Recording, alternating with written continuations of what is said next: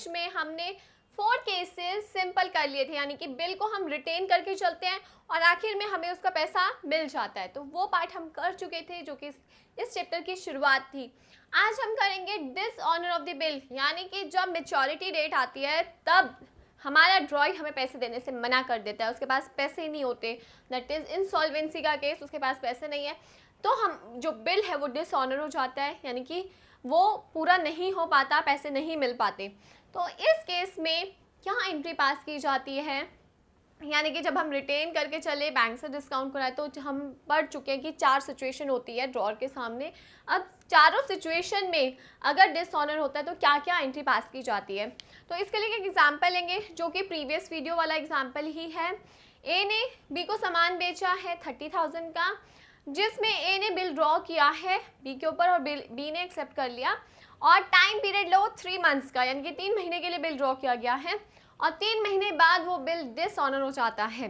अब क्या एंट्री पास की जाएगी? देखो, सबसे पहले मैंने आपको बताया कि मैच्योरिटी डेट का इसमें रोल रहता है। तो मैच्योरिटी डेट कब होगी? अप्रैल में। तो 1 अप्रैल को अगर हम कोई बिल ड्रॉ करते हैं तो 3 मंथ्स, अप्रैल मई जून निकल गया, 1 जुलाई को हमारा बिल ड्यू हो जाएगा। उसमें 3 डेज ग्रेस के, 2nd, 3rd, 4th, यानी कि 4th ऑफ जुलाई को हमारा बिल ड्यू होगा और 4th ऑफ जुलाई को हमारे पास पेमेंट नहीं आती, तब क्या एंट्री पास की जाएगी? तो सबसे पहले सेल की एंट्री से स्टार्ट करेंगे, जो कि मैं प्रीवियस वीडियो में समझा चुकी हूँ। अगर आपने वो वीडियो नहीं देखी तो सबसे पहले उसे देखिए ताकि ये कंसेप्ट समझना आपके लिए आसान रहेगा। तो सबसे पहले ड्रॉर और ड्रॉई 2 पर्सन होते हैं जिनका हमें एक्चुअल में अकाउंट बनाना होता है। तो ड्रॉर अपनी बुक में क्या एंट्री पास करेगा? देखिए, ड्रॉर अपनी बुक में करेगा सेल की एंट्री, तो वो उसमें बी 2 सेल्स करेगा, यानी कि उसने बी को कितना सामान बेचा? 30,000 का। कौन सी डेट को? 1 अप्रैल को। ईयर हम मान लेते हैं 2019, राइट। अब इसमें सेल की हम नरेशन लिख देंगे, simple, being sales made for ₹30,000। अब सेल्स की नरेशन लिखने के बाद ड्रॉई अपनी बुक में क्या एंट्री पास करेगा? ड्रॉई करेगा परचेज अकाउंट डेबिटेड। किससे परचेज कर रहा है वो? ए से। कितने का? 30,000। अब हमने प्रीवियस केस में भी देखा था, जब प्रीवियस हमने किया था कि बिल पूरा हो जाता है और पैसे मिल जाते हैं, तो हमने देखा कि ड्रॉई की बुक में कोई चेंजेस नहीं आता। इसमें भी ड्रॉई की बुक में कोई चेंजेस नहीं आता, जो चेंजेस आते हैं ड्रॉर की बुक में आते हैं। क्यों? क्योंकि ड्रॉर के पास चारों ऑप्शंस अवेलेबल होते हैं, यानी कि रिटेन का, रखे या डिस्काउंट का। तो ड्रॉर की बुक में चेंज आता है मेनली। ड्रॉई को उसका बिल डिसऑनर हो रहा है तो उसकी बुक में सेम ही एंट्री होती है। अब इस केस में पहले तो हमने परचेज और सेल की एंट्री कर दी, सिंपल। अब हम करेंगे बीआर बनाने की। बीआर कैसे बनाते हैं? बीआर अकाउंट डेबिटेड, बी को हम कर देंगे कैंसिल। बी, अब बी से कोई रिलेशन नहीं है, पैसा कहाँ से आएगा? बीआर अकाउंट में आएगा, इसलिए बिल रिसीवेबल को डेबिट कर रहे हैं बिकॉज इससे पैसा आना है 30,000। और बी को हटाने के लिए हमने बी को क्रेडिट किया। यहाँ पे क्या एंट्री पास होगी? ए अकाउंट डेबिटेड फर्स्ट, ये सेकंड, ए का 2 बिल्स पेबल अकाउंट। आपको पूरा बिल्स पेबल लिखना है, मैं शॉर्ट फॉर्म में लिख रही हूँ ताकि मैं कम समय में आपको समझा सकूँ, ठीक है। तो आपने यहाँ पे तो बीआर बनाया, यहाँ पे बीपी बना दिया। बीपी क्रेडिट हुआ बिकॉज ऑफ लाइबिलिटी, और ए को आपने कैंसिल आउट किया, पहले क्रेडिट किया था, अब डेबिट करके उसको कैंसिल कर दिया। यानी कि अब आपको पेमेंट जो करनी है वो किस रिगार्डिंग करनी है? बीपी के। ए को आप हटा चुके हो। अब सेकेंड एंट्री ये हो चुकी है। थर्ड एंट्री होती है जब हमारे पास पैसा आना है। अब इस केस में हमारे पास पैसा नहीं आ रहा क्योंकि बिल डिसऑनर हो गया है, और डिसऑनर के समय पे जो मेन चीज़ रहती है वो रहती है नोटिंग चार्जेस। अब मैं सबसे पहले आपको नोटिंग चार्जेस बताती हूँ। नोटिंग चार्जेस का क्या रोल है, ये होता क्या है? देखो, नोटिंग चार्जेस होते हैं कि बिल हम जब डिसऑनर हो जाता है हमारा बिल, तो उस समय पे ड्रॉर, यानी कि जिसके पास वो बिल रखा है उसको पैसा रिसीव होना है, वो क्या करेगा? नोटरी पब्लिक के पास जाएगा, अपना बिल अटेस्ट करा लेता है कि भाई इस पर्सन से इतना इतना अमाउंट नहीं आया, ठीक है। तो ये एक लीगली प्रूफ बन जाता है, तो उसे कुछ पैसा उस नोटरी पब्लिक को भी देना पड़ता है, कुछ स्मॉल अमाउंट ही, ठीक है, तो उसे भी देना पड़ता है। अब ड्रॉर एक अपने पास प्रूफ रख लेता है कि भाई ये बिल डिसऑनर हुआ था और ये चीज़ नोटरी पब्लिक के पास भी अटेस्ट हो चुकी है। अब इस केस में होगा क्या फ़ायदा इस चीज़ का? देखिए एक तो प्रूफ हो गया कि आपका बिल डिसऑनर हुआ था, प्लस सेकंड इसका इफेक्ट क्या आएगा, सेकंड इफेक्ट इसका ये आएगा कि जो ड्रॉर पैसा देगा किसको, नोटरी पब्लिक को, वो पैसा वो रिकवर करेगा ड्रॉय से, अपनी जेब से तो करेगा नहीं, वो किससे करेगा, ड्रॉय से, कि भाई तेरी वजह से बिल डिसऑनर हुआ और मैंने 1000 रुपये एक्स्ट्रा खर्चे या 500 खर्चे, जितने में खर्चे मैंने तेरी वजह से खर्चे, तो अब तू मुझे पैसा देगा, ठीक है। तो ड्रॉय के ऊपर एट दी एंड बात आ जाती है, ड्रॉय को अपना पैसा जितना बिल का था वो तो देगा ही देगा, प्लस नोटिंग चार्जेस भी देगा, तो उसको हम नोटिंग चार्जेस कहते हैं, जो कि हम डिसऑनर के समय पे करते हैं नोटरी पब्लिक को, पे ये करता है लेकिन एट लास्ट इसको ही पे करना पड़ता है, राइट। अब कैसे एंट्री पास की जाती है इसकी देखेंगे। इस केस में हम BR जिससे पैसा आना था वो नहीं आया, नहीं आने का मतलब ये है कि हम BR को तो क्रेडिट कर देंगे, यानी कि BR को कैंसिल किया, अगेन B हमारा डेटर बन गया, राइट। B हमारा डेटर बन गया, कितने से बना, एक तो BR का जो अमाउंट था 30,000, तो BR का अमाउंट प्लस हमने जो भी नोटिंग चार्जेस के पैसे पे करे, तो वो हम कैश या बैंक से करते हैं, तो कैश या बैंक अकाउंट से हमारे पैसे निकल जाएंगे। इस केस में मानो 1000 रुपये, जो कि आपको क्वेश्चन में गिवन होंगे, ठीक है। तो 1000 रुपये अगर हमने पे करे, तो अब B को जो हमने डेबिट किया है वो कितने से होगा, 31,000, यानी कि हम B से मांग रहे हैं 31,000, 30,000 तो उसके BR के, इसी बहाने BR क्या हो गया, कैंसिल हो गया, और 1000 रुपये जो हमारी जेब से गए वो भी हम किससे लेंगे, B से, और B को हमने कर दिया डेबिट एज अ डेटर, कि हमने उसको डेटर बना दिया, जैसे कि पहले जब हमने उसको सेल करी थी तब हमने उसको डेटर बनाया था, अब दोबारा हमने उसको डेटर बना दिया, तो और BR एक हमारा कैंसिल हो गया। तो ये जो एंट्रीज है ना, अगर आप लॉजिक से समझ लो कि सेल करने पे B2 सेल्स था, जब हमने BR बनाया तो BR टू B को कैंसिल कर दिया था, BR अब हमारा डेटर बन गया था, अब हमने BR को हटाने के लिए क्रेडिट किया और B को अगेन अपना डेटर बना दिया, और जो पैसा पे किया वो क्रेडिट हो गया क्योंकि हमारे पास से तो पैसा जा रहा है, और B के अकाउंट में उतना टोटल अमाउंट डेबिट कर देंगे। तो ये सिंपल एंट्री पास की जाती है।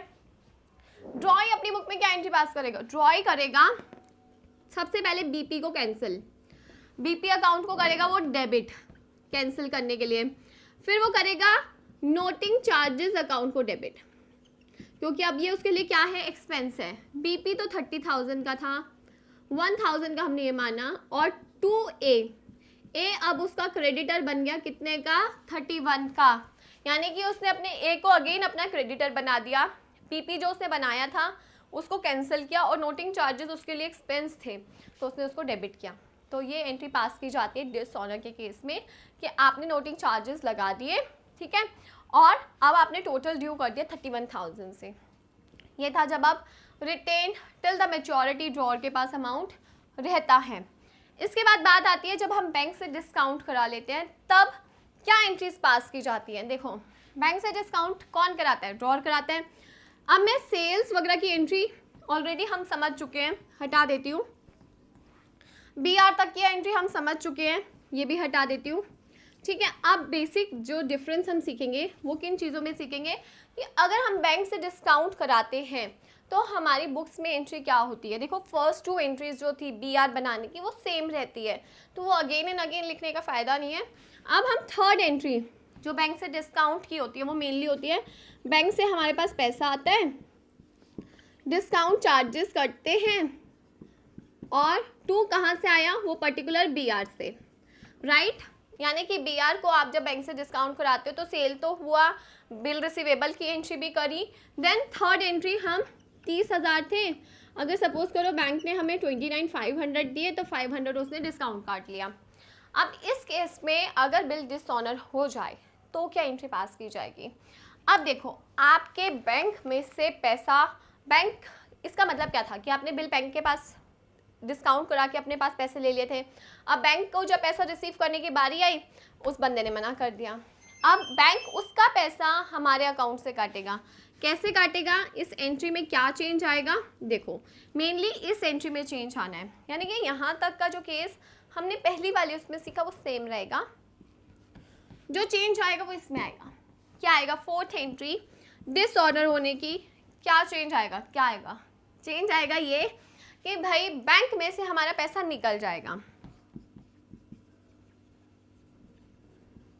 कितने से, 31,000, क्योंकि यहाँ पे हम ये एज्यूम करके चलते हैं कि भाई बैंक ने नोटिंग चार्जेस बैंक ने पे करे, इधर हमने नहीं करे क्योंकि वो बीआर हमारे पास नहीं था, बैंक के पास था, तो बैंक ने वो नोटिंग चार्जेस पे करे होंगे, तो बैंक का अकाउंट क्रेडिट कर दिया हमने 31, क्योंकि बैंक हमारे पूरे पैसे काट लेगा। 30,000 तो वो बीआर के काटेगा प्लस 1,000 नोटिंग चार्जेस के। इस केस में हम बैंक में से अपने माइनस कर देंगे 31,000 यानी कि 31,000, और हमने सामान जो बी को बेचा था, बी को हम डेबिट कर देंगे कितने से, यानी कि हमने बी को अगेन अपना डेटर बना दिया 31,000 से, और 31,000 से हमने अपने बैंक में से रिड्यूस कर दिए। अब यहाँ पे ये समझना कि हम नोटिंग चार्जेस पे नहीं कर रहे, इसलिए हमने कहीं भी नोटिंग चार्जेस की एंट्री नहीं दिखाई है। जब हम पे करते तब हम दिखाते, यहाँ पे हम पे नहीं कर रहे हैं, बैंक पे कर रहे हैं, तो बैंक ने ये एंट्री करी है, तो ये एंट्री सिंपल पास होती है इस केस में। अब हम करेंगे endorse and bill sent for collection का केस। अब हम करेंगे एंडोर्समेंट का केस, यानी कि अगर हमने बिल एंडोर्स किया था और तब बिल डिसऑनर हो जाए। देखो ये आपको एंट्रीज थोड़ी डिफिकल्ट लग रही होंगी और समझ भी नहीं आ रहा होगा, उसके पीछे रीज़न ये है कि अगर आप पहले वाली वीडियो नहीं देखोगे या नहीं देखी है, नहीं समझी, तो ये पार्ट बिल्कुल ऊपर से जाने वाला है, कुछ समझ नहीं आएगा। तो सबसे पहले इसके बेसिक कंसेप्ट की वीडियोस क्लियर कर लो, उसके बाद ये पार्ट देखना, तो आपको समझ आएगा। अब हम बात करते हैं कि हमने बिल इंडोर्स किया था, सपोज करो सी को इंडोर्स किया था, और इस केस में अगर हमारा बिल डिसऑनर हो जाए तो क्या एंट्री पास होगी। देखो सबसे पहले तो हमारा ड्रॉर जो कि कौन है, ए है, वो अपनी बुक में क्या एंट्री पास करेगा, वो अपनी बुक में ये एंट्री पास करेगा कि इंडोर्समेंट की एंट्री सबसे पहले क्या पास की गई होगी, इंडोर्समेंट की करी गई होगी सी टू बी आर, यानी कि उसने सी को कैंसिल कर दिया था और बी आर सी को दे दिया था, तो सी को उसने डेबिट किया था 30,000 से, यानी कि सी उसका पहले क्रेडिटर था, ठीक है, यानी कि जब हमने सेल करी, जब हमने उससे सामान खरीदा था या जो भी था, हमने उसे पैसा देना था, तो सी हमारा क्रेडिटर था, लेकिन अब हमने उसे हटाने के लिए डेबिट किया था इंडोर्समेंट का केस टू बी आर, हमने अपना बी आर उसको दे दिया। अब अगर कैंसिल हो जाए तो सी हमारा अगेन क्रेडिटर बन जाएगा और बी जिसको हमने कैंसिल कर दिया था वो हमारा डेटर बन जाएगा। तो बी को हम डेबिट करेंगे और सी को क्रेडिट 31,000। अब 31,000 क्यों, 31,000 इसलिए क्योंकि 30,000 का हमारा बिल था और 1,000 रुपीज़ हम इनमें नोटिंग चार्ज मान के चल रहे हैं कि हमने पे करा है। अब इस केस में नोटिंग चार्ज की हमने एंट्री नहीं दिखाई कि भाई कैश से हमने पे किया या बैंक से, क्योंकि यहाँ पे हमने पे नहीं करा, बी आर पड़ा किसके पास है, बी आर पड़ा है सी के पास, तो सी पे करेगा नोटिंग चार्ज, तो इस केस में सी क्या एंट्री पास करेगा। देखो सी हमें अगेन अपना डेटर बना देगा यानी कि ए को, ठीक है, और बी आर को कैंसिल कर देगा, वो बोलेगा कि आपने जो बी आर दिया वो किसी काम का नहीं निकला, 30,000 कोई नहीं आया, तो बी आर को उसने कैंसिल करा। नोटिंग चार्जेस भी पे करे उसने, तो टू बैंक अकाउंट से 1,000 रुपये नोटिंग चार्जेस उसके चले गए, उसको तो 31,000 का लॉस हुआ, यानी कि बी आर भी काम नहीं आया, प्लस 1,000 रुपये नोटिंग चार्जेस के। अब वो 31,000 रिकवर करेगा मुझसे, दैट इज ड्रॉर से। तो इस केस में ड्रॉर यानी कि ए सी को क्रेडिट करेगा कि अब सी को वो पैसा देगा 31,000 और लेगा किससे, ऑफकोर्स बी से, क्योंकि इसमें सी बी की मतलब ए की कोई गलती नहीं है। क्यों नहीं है, क्योंकि बी ने देने थे, भाई बी ने नहीं दिए हैं, बी की वजह से सी को नोटिंग चार्जेस पे करने पड़े। तो ये केस रहता है कब, एंडोर्समेंट का। तो एंडोर्समेंट का केस और बिल डिस्काउंट का केस, इसमें हमने देखा कि भाई बैंक नोटिंग चार्जेस पे कर रहा है, इसमें देखा कि सी नोटिंग चार्जेस पे कर रहा है। अब बिल सेंट फॉर कलेक्शन के केस में हम क्या एंट्री पास करते हैं वो देखेंगे।